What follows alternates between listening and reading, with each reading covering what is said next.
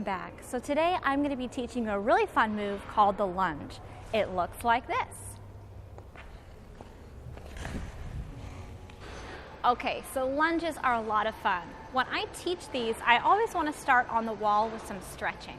It's always good to start any move that requires flexibility with stretching. You never want to do it cold. Doing moves cold can lead to injuries. So let's head over to the wall and I'll show you what I like to do for stretching. Now I want you to keep in mind that the lunge on the ice is really different than the lunge you might be used to at the gym. At the gym, your knee is going to drop straight down and you want to keep your other knee directly over your forward foot. On the ice, the move looks very different. So when we're stretching, we're actually going to extend that back leg out as far as we can, and we want to try to keep that leg straight. You're also going to try to get your foot so where it's just dragging on the ice and your blade is off the ice with the toe pointed away from you. You're going to push your hips forwards towards the wall, getting that knee actually extended out a little bit past your toe. Another really crucial thing I want you to keep in mind when you're stretching is you don't want to lean your body forward in this relaxed position. You'll be disengaging the muscles in your lower back.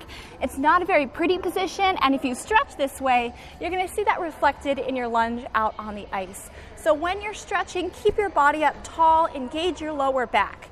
Once you've gotten a good stretch, be sure to do both sides. Even if you're not going to lunge on both sides, we want to keep our bodies balanced, both in strength and in flexibility.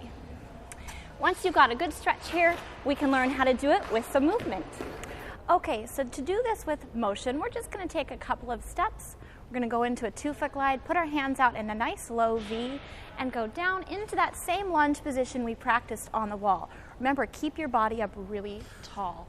One of the most common problems I see with a lunge is people lean forward just like I talked about at the wall, and then they disengage their legs. Let me show you what that looks like.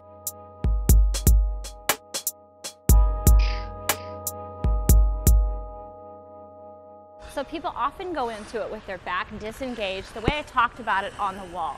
This means that their leg is also not engaged and you're not using those muscles on the front.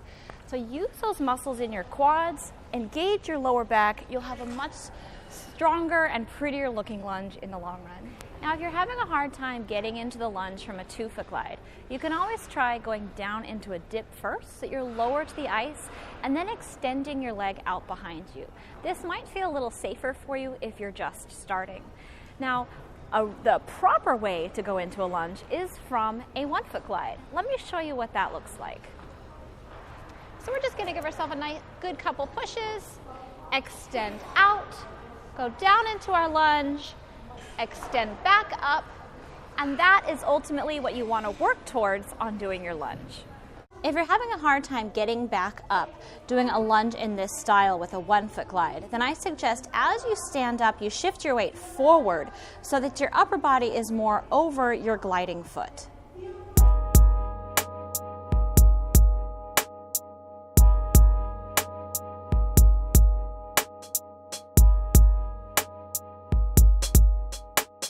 One other common problem that I see people having is their back foot, their dragged foot, still has the blade engaged on the ice. Whenever the blade is engaged on the ice, it's going to try and swizzle around and steer you. So to correct this, you're going to want to do some more stretching, get a little bit more flexibility, so that as you do your lunge, you can get your boot on the ice rather than your blade. Once you have mastered the basic forward lunge, there are so many really fun lunge variations that you can look forward to.